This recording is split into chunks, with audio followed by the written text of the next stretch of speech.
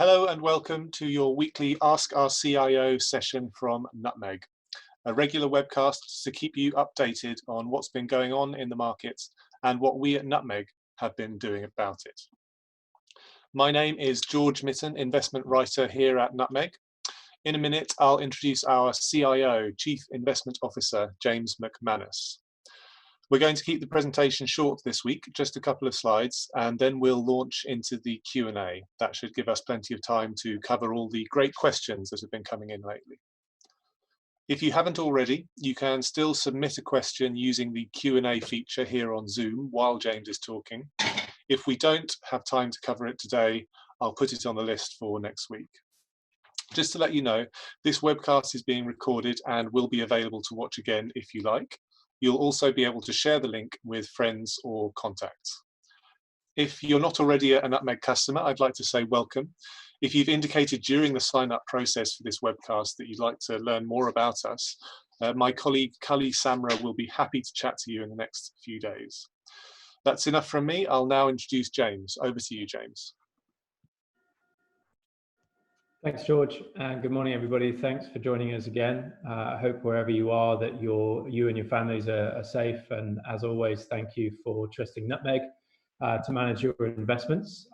Here's what we intend to cover this week. So we're going to take a quick look and have a quick update on what's been going on with financial markets over the past week.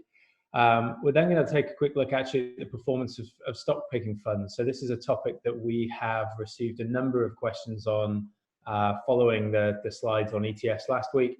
So we thought it'd be really worthwhile looking at what the data is showing us here, both historically and also in this most recent period of market volatility.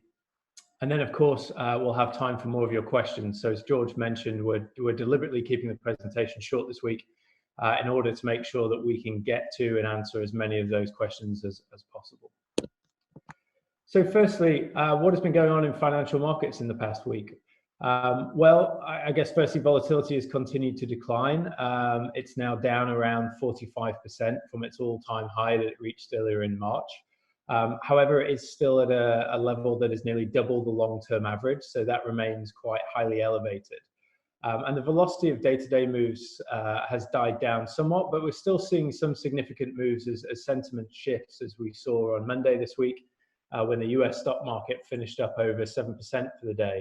And I think it's really important here to recognize that sentiment can shift on a day-to-day basis in a way that doesn't always reflect what's fundamentally happening in economies. And we do expect markets to continue to remain quite volatile in the coming weeks as sentiment shifts around different medical aspects of the COVID crisis, but also that we get greater clarity on some of the deeper economic aspects of what's going on in global economies. Investors are also eagerly awaiting this week's teleconference between OPEC plus partners, between Saudi Arabia and Russia in particular. So the oil market has rallied off its lows in anticipation here of a potential production cut in the offing. That was something that was muted by the US President Trump late last week. And that might, in the short term, bring some respite to the oil market, but it still really remains an issue of low demand in the near term, and therefore, I think what we're likely to see there is a continued build in inventories as the world demands less oil in its current lockdown state. We've also seen a trend emerge in companies coming under significant pressure to suspend or to cut their dividends. That's clearly bad news for income-seeking investors. Some companies are doing this to preserve cash, for example, the likes of Rolls-Royce, reflecting their opinion of the operating environment that's in front of them. But also other businesses and other industries are coming under pressure from regulatory bodies, such as UK banks, the Bank of England and the PRA, the principal regulator authority, the UK authorities regulating the banking sector have encouraged banks to scrap dividends to shareholders during this period in order to better serve customers and businesses. So that is a trend that we're seeing. We expect to see further dividend cuts. It's likely that we'll see dividend cuts probably in the energy sector as well. And that's potentially an issue for UK equities, where you have a very high index yield that's been driven by the yield that's available from financials, but also from the energy sector. Meanwhile, we're beginning to see the real economic effects of the shutdowns and activity starting to play out in both in labour markets and in the initial confidence surveys, the high frequency surveys that we're receiving. So US jobless claims again last week exceeded its previous week's record figure. If you dialed in last week, you would have seen us show you the jump to just over 3 million in jobless claims from an average of around 250,000 over the long term. That figure jumped again this week to 6.6 million, so a real significant uptick in jobless claims, and really reflective of the sort of shock we've seen to activity and to the economy. Spain, again, we saw a very similar pattern, the biggest jump in unemployment in history in Spain. And then we also have 4 million French workers now temporarily or partially unemployed. That's 1/5 of the private sector workforce in France that is now essentially in a furlough scheme. And then closer to home in the UK, really interesting survey from the British Chambers of Commerce came out this week, showing that the take-up of the UK Treasury's furlough scheme, the ability to keep employees employed, but for the UK Treasury to take up to 80% of their wages on the Treasury. The much more significant survey, much more significant take-up seen in that survey than what the Treasury predicted. Again, it was a small survey of only a couple of hundred businesses rather than a wider, broader economic survey, but it starts to point to a picture that things aren't quite as rosy as maybe the Treasury believed they would be there.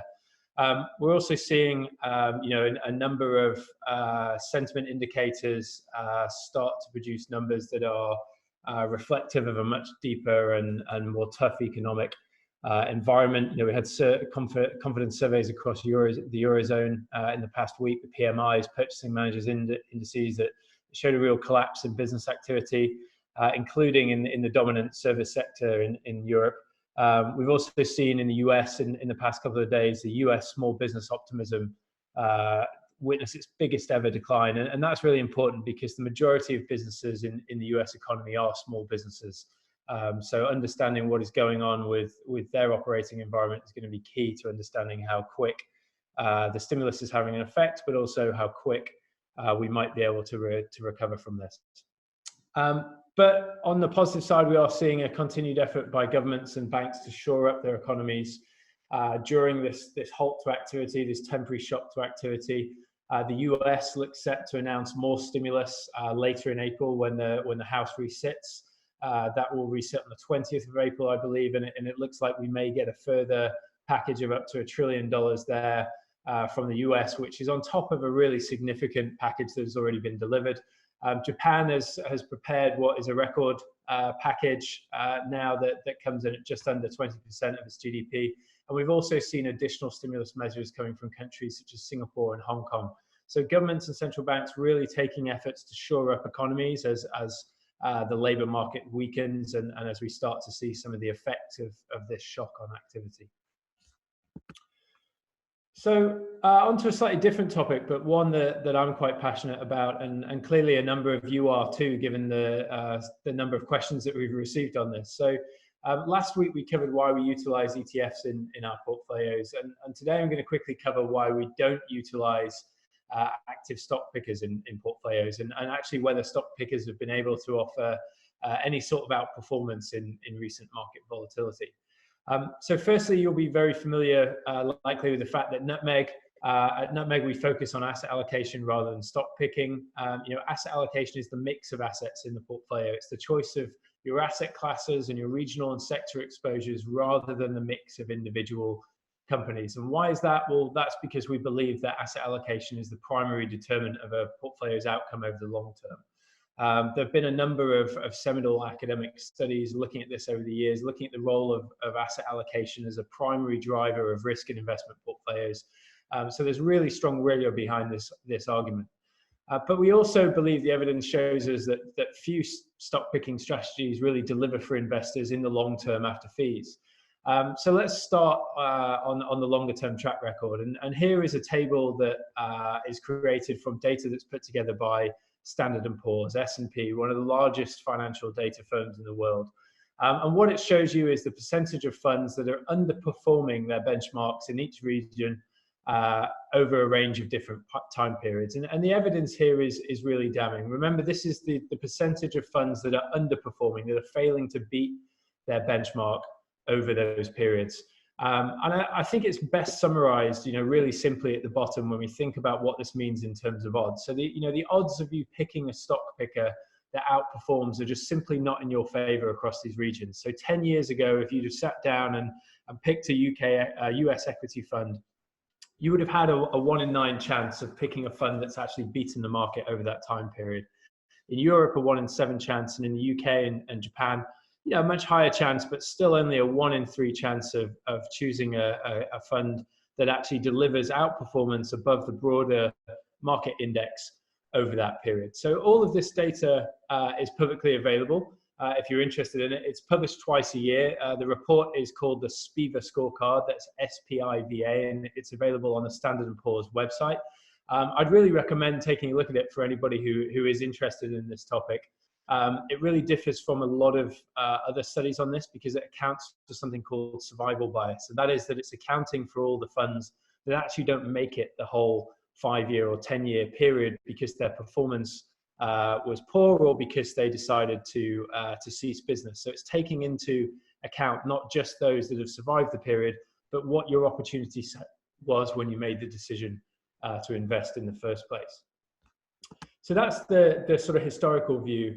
But what about in volatile market conditions? And I think this is something we hear a lot, and it's something that I think is often repeated in the press and by investors with really little evidence to back it up. And that is that stock pickers do well in volatile market conditions. And it's the idea that stock pickers protect on the downside, even if they can't beat the market on the upside. And it's often, we often hear this as an argument against buying the index, against being passive in investment, that passive investing has driven stock prices up, that's made it hard for stock pickers to compete as markets have risen. But then when we get the next crisis, they will offer a better solution. They'll be able to offer some outperformance through picking quality companies or offering less downside risk. And I would really contend that the evidence shows us that too often this, again, is wishful thinking.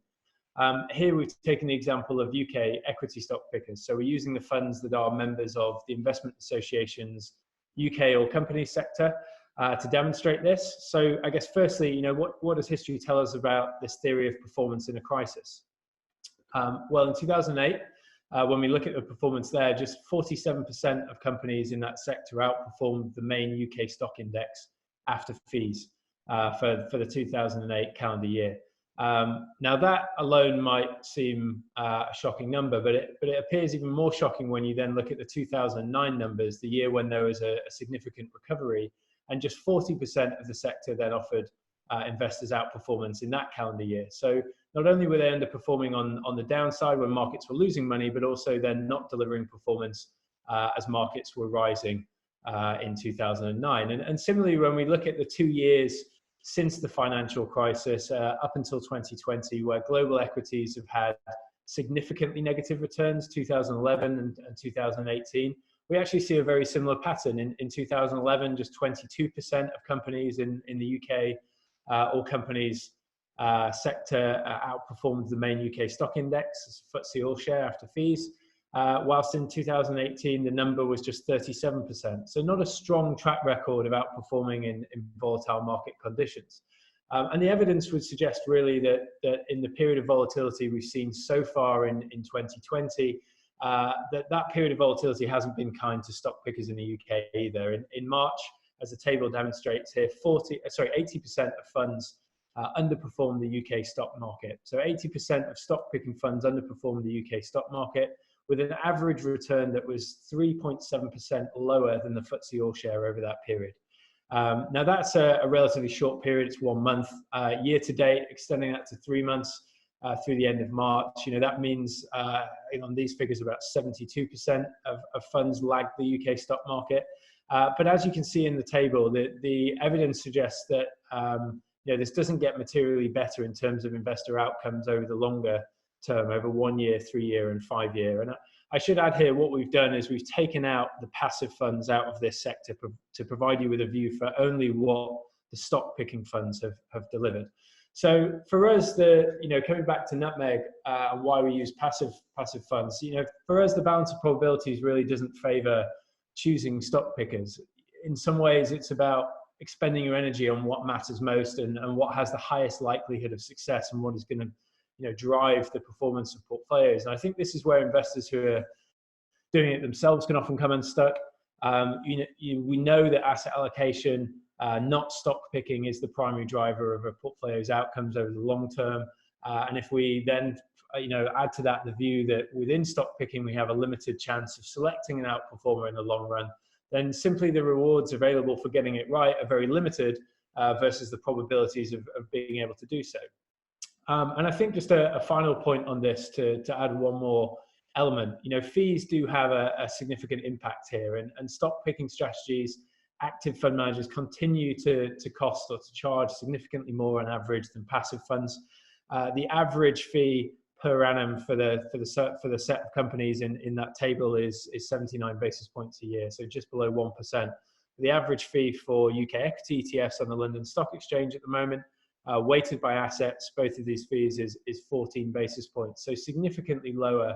And therefore you have to be very confident that you're getting what you pay for, and therefore the evidence that's presented, it's just yet another reason for us to focus on passive index exposures rather than trying to find that small proportion of managers that can really deliver outperformance over the long term. So with that, George, I think we will conclude the presentation in terms of slides, and we'll move to questions. Thank you very much, James. Very interesting presentation as always. I really enjoy hearing you talk about the stock picking funds, because you really get a sense of your own bewilderment at the continuation of that style of asset management, given the figures that you've laid out. Okay, let's look at some questions that have come in. So we had a few similar questions from customers Bilal, Vicky, and Sean, and a few others, who are each wondering how best to use their ISA allowance in the new tax year, which began on Monday. As Sean puts it, any thoughts about whether it's better to use the new ISA allowance, that's £20,000 that we all have, to invest as one large lump sum at the start of the tax year, or to spread this ISA allowance out over the course of the new tax year? Do you have any thoughts on that, James? Yeah, so I think some of this is a question of preference, really. I think if you're investing for the long term and you're in the lucky position that you have the full amount that you're able to contribute, then you might want to contribute the whole amount at the beginning of the period.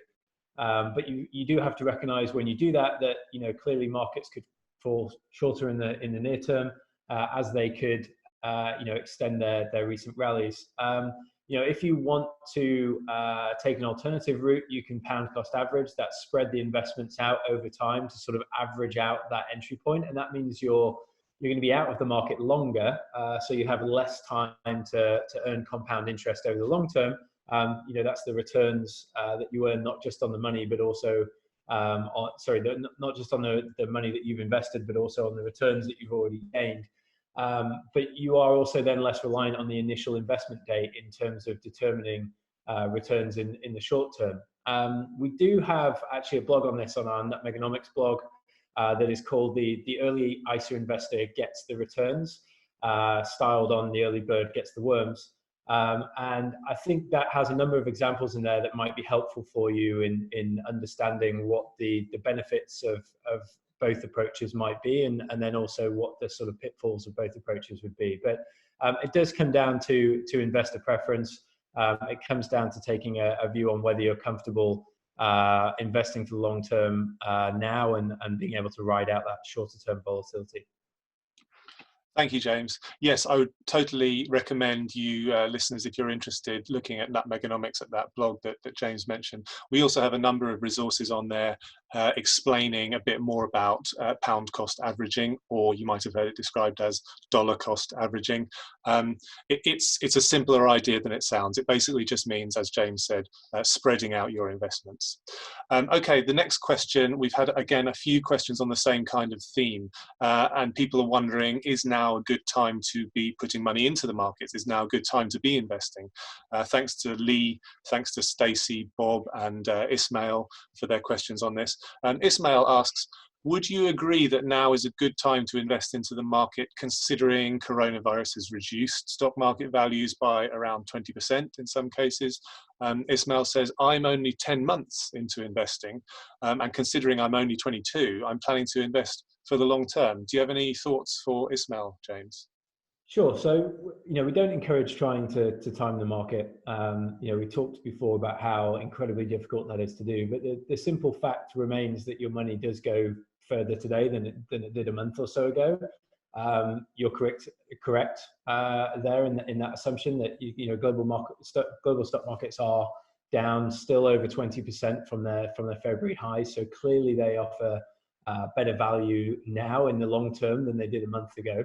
At Nutmeg, we're long-term investors. We're not traders, and the evidence shows us that the longer we invest, the higher the likelihood of positive return becomes. So if you're looking to invest on a longer-term time frame, we say at least 3 years, ideally 5 or longer, and you have the money to invest today, then there isn't any reasons I can give you not to invest now, but I think you do need to be comfortable with tying that money up for the long term and be comfortable with near-term volatility.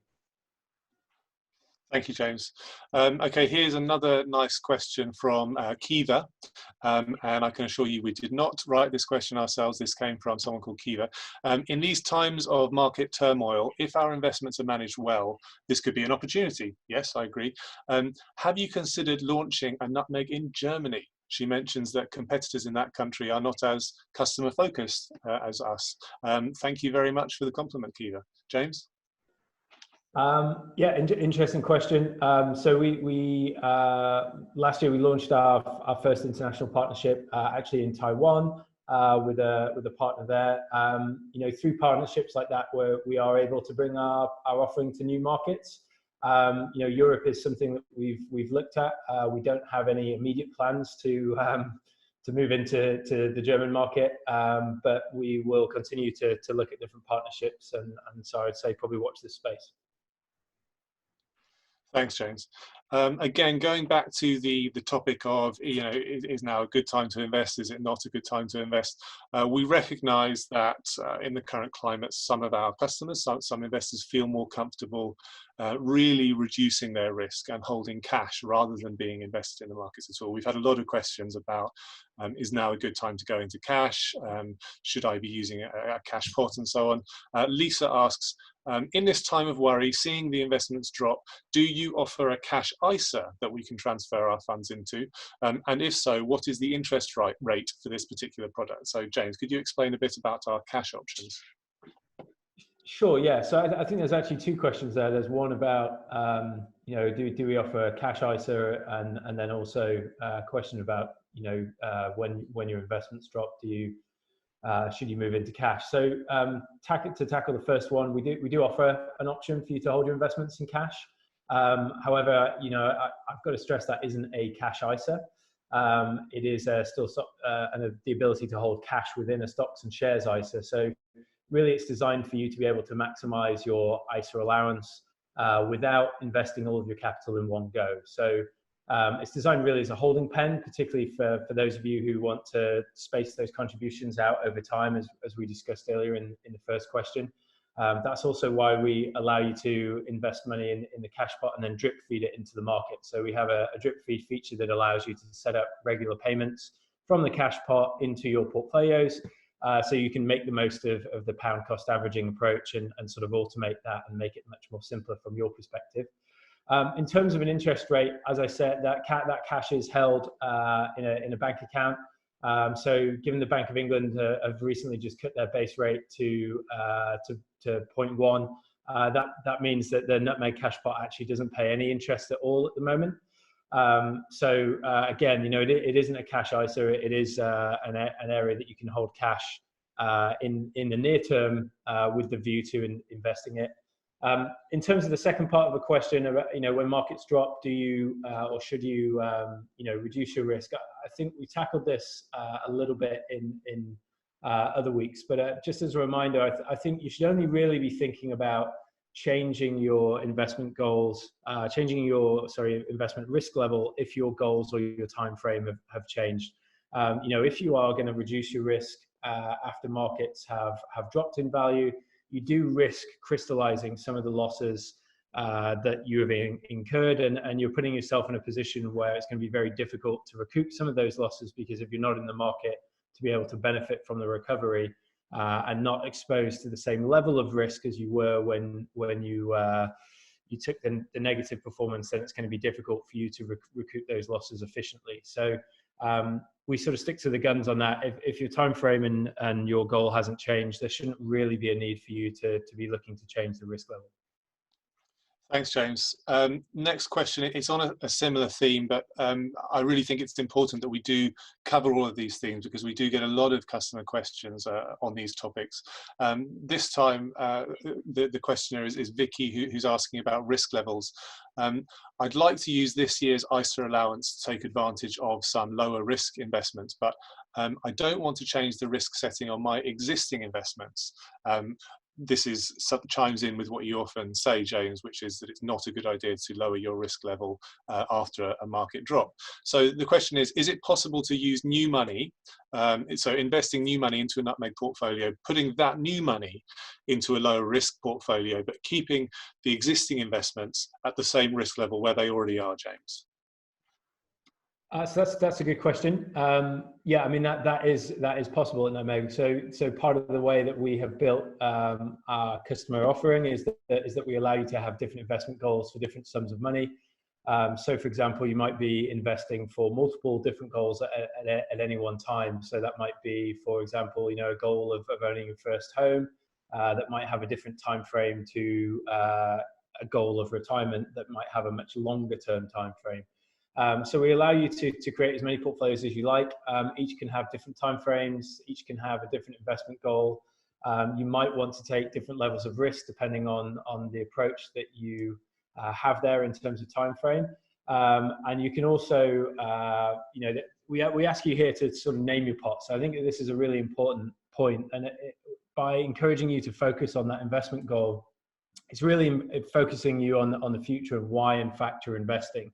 When we bring it back to why we talk about if your goal hasn't changed or your time frame hasn't changed, you shouldn't be looking to change your risk level. It's all about the focus on the end goal. The short-term volatility can often be very distracting.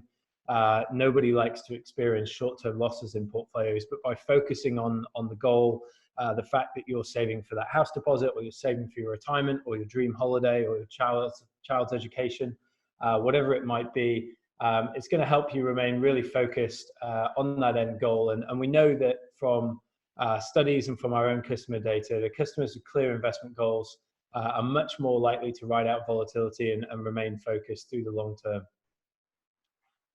Thanks, James. Okay, in this Q&A, we try to have something for everyone. We try to answer the questions from the relatively less experienced investors, but we also try to answer the questions of those who do have a slightly more sophisticated knowledge about the markets and about investing. This question, I think, probably comes in the latter category, and it's from Thanasis, who asks, all investment products are characterized by volatility measures of standard deviation for 1, 2, and 5 years. Sorry, 1, 3, and 5 years. What is Nutmeg's standard deviation figures? These are terms I vaguely remember from maths at school, but you understand it a lot better than me, James. So can you answer Thanasis?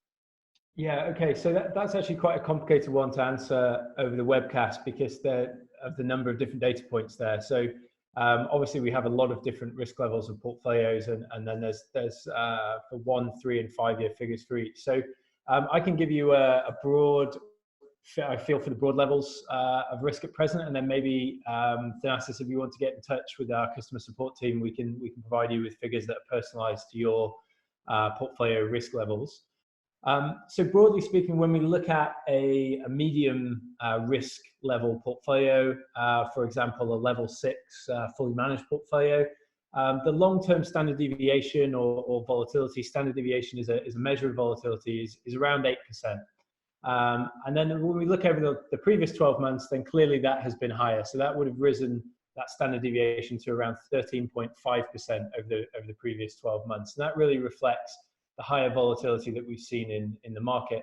However, I would say when we look at that level of volatility relative to the level of volatility in our benchmark, so our long-term strategic base camp, if you like, for the portfolios, that level of volatility over 12 months to 13.5% would have had a relative ratio of around 0.9. So in simple terms, it's about 10% lower than the benchmark would have been over that same period. So when we talk about having been positioned for a lower risk in portfolios, that probably gives you a better perspective. From a volatility perspective, we're running at the moment a ratio of about 0.9 or 90% of the volatility of our benchmark over the previous 12 months. But it's also worth remembering, standard deviation is just one measure of risk. Internally, we measure our risk for portfolios in a number of different ways. It sounds like you might be more familiar with some of the more complex approaches. So, for us, that means utilizing value at risk and conditional value at risk. Those are statistical measures that allow us to gain a better understanding of tail risk in portfolios, but in particular, expected loss levels over given periods, given a different level of confidence. So if that's something you're interested in, please do get in touch with the customer support team, and we'll be happy to provide some more detailed information on that.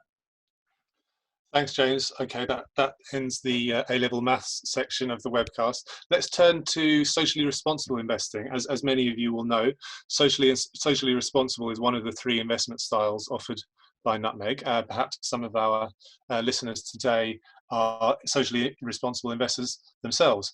We have a question from AD who asks, I'm not considering lowering my risk, but I'm considering turning my portfolios into fully ethical. I assume AD means choosing to move the portfolios from the current style into the socially responsible style.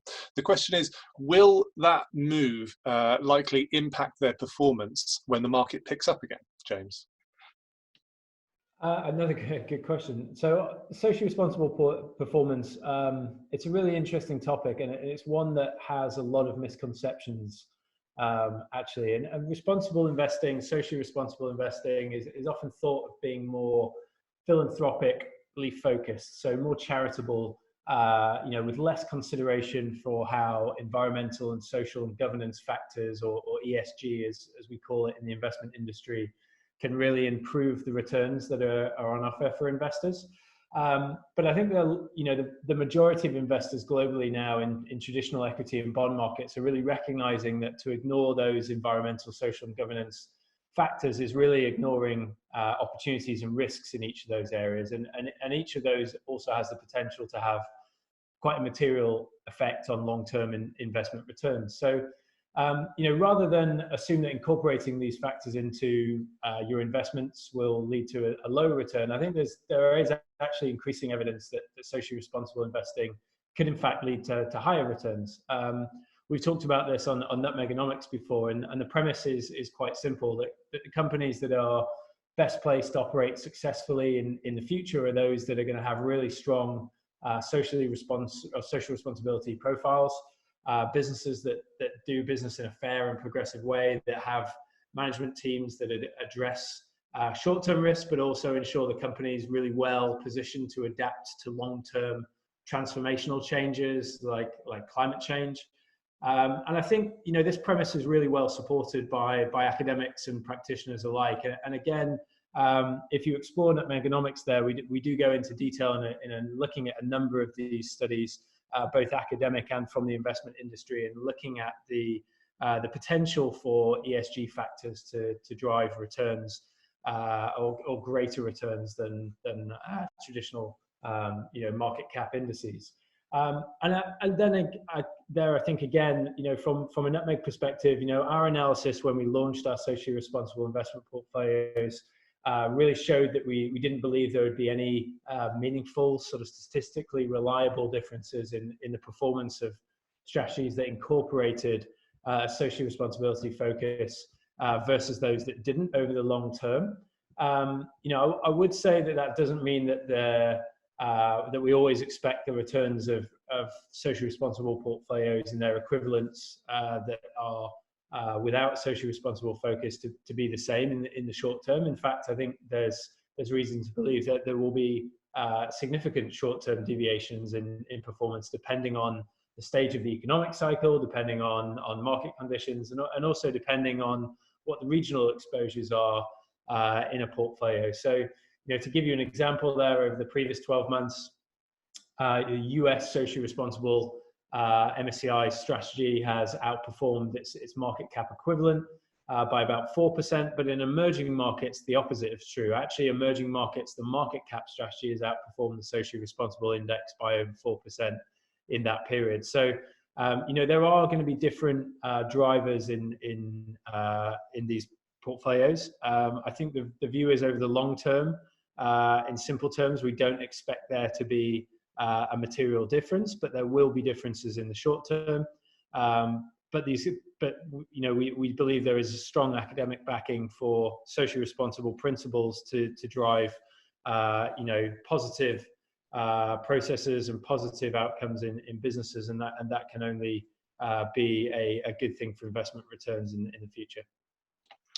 Thank you, James. Yes, and I'm just going to echo what James said. If you're interested in socially responsible investing, how the performance stacks up against other forms of investing, how the indexing works for these kinds of portfolios, we've got tons of information on the Nutmegonomics blogs, most of them written by James, and there's lots of really useful stuff there. So I encourage you to go and have a look. I'm just going to wrap up in a minute. We've had a number of questions come in. I'm going to try and just sort of sum up a couple of them, James, and I think you will be able to answer this one because you've talked about it before. We've had a question, is there gold in your asset mix? We've also had a question about bonds and how bonds are featuring in the Nutmeg portfolios. I'm wondering, just to close off, James, could you just tell us a little bit about what you've told me before about how gold has performed recently relative to bonds? Because I think that would be a good insight into the Nutmeg process, and then I'll have to let you get back to your day job. Yeah, sure. So we don't currently hold gold. Gold has the performance of gold has actually been quite mixed in the most recent market volatility. Gold performed very well in the run up to the crisis.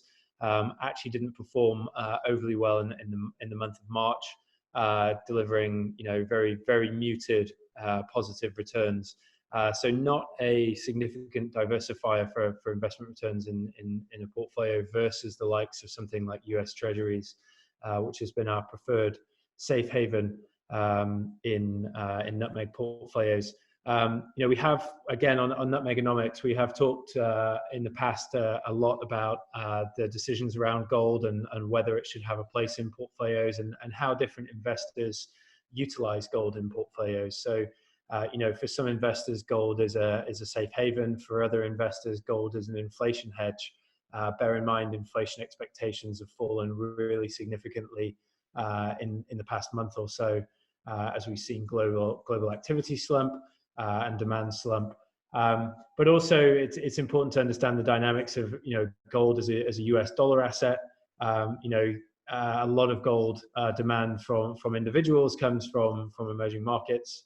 Gold has become significantly more expensive for many of those demanding gold in those markets, given the strength of the US dollar. The US dollar is a good reason to hold gold as well, though, because the US dollar is a good risk-off asset. I think what we've shown in our study on Nutmegonomics, without going into too detail on it, is that actually to hold gold long-term would have been an inferior strategy in terms of generating a long-term return from gold, and that actually there is the opportunity to invest in gold opportunistically, potentially.